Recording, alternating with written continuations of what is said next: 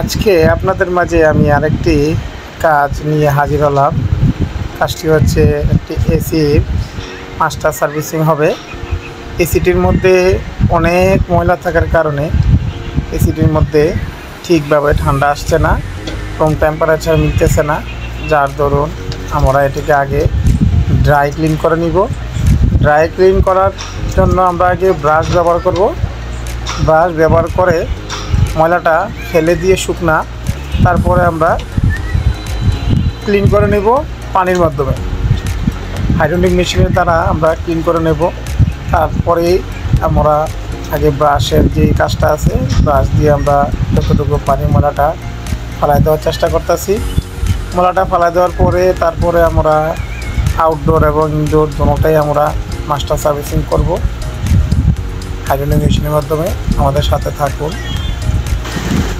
এটি হচ্ছে একটি ওয়ালটন এয়ার কন্ডিশনার। এয়ার কন্ডিশনারটি 1 টন, মোটামুটি ওল্ড এয়ার কন্ডিশনার।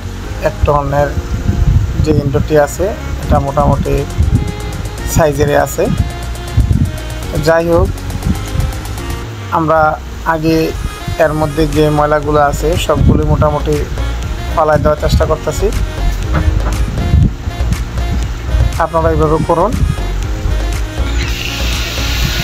তারপর আমরা এই যে হাইড্রোলিক মেশিনের মাধ্যমে ক্লিন করার চেষ্টা করতেছি। এইভাবে ক্লিন করলে এসির মধ্যে যে ময়লাটি থাকে সবটি ময়লা বের হয়ে যায়।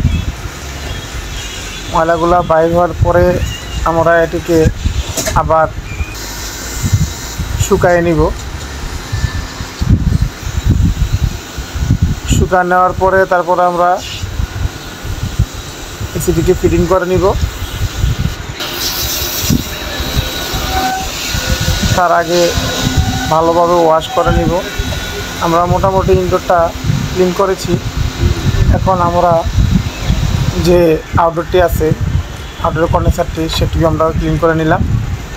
এখন আমরা ইনডোরটিকে ফিটিং করে নিব। ইনডোরের ফুটোগুলো আমরা আগে করে রেখেছি, ইনডোরের ফুটোটা। এখন ইনডোরটিকে ফিটিং করে নিলাম। ইনডোরের যে চেম্বারটা আছে, ইভাপোরেটর বলে, ইভাপোরেটরটিকে আমরা স্থাপন করলাম। সঠিকভাবে স্থাপন করার পরে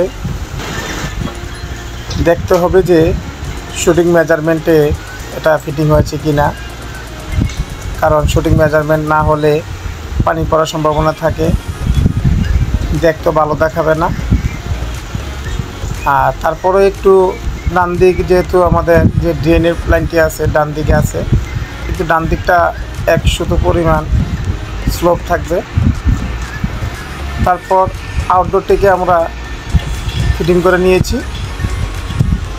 আউটডোর নিটটি আমরা ফিটিং করার পরে এখন ইনডোরের যে কেচিংটি আছে, কেচিংয়ের যেই ফিল্টারটা আছে, ফিল্টারটা আমরা লাগিয়ে ফেলতেছি। ইনডোরে কেচিং ফিটিং করার পরে ফিল্টারটি লাগানোর পরে আমরা গ্যাস দেওয়ার চেষ্টা করব। যেহেতু এসিটি একটু পুরাতন এসি, এর মাঝে গ্যাসের একটু ঘাটতি আছে। আমরা এর মধ্যে 410 ফ্যান ব্যবহার করতেছি। 410 ফ্যান ব্যবহার করার নিয়ম হচ্ছে যে কোনো গ্যাসে হোক ব্যাপারটা আগে বাইর করে নিতে হবে। 410-এর প্রেশার থাকবে, 130 PSI প্রেশার থাকবে, রানিং প্রেশার। নতুন নতুন ভিডিও পেতে আমার চ্যানেল সাবস্ক্রাইব করুন।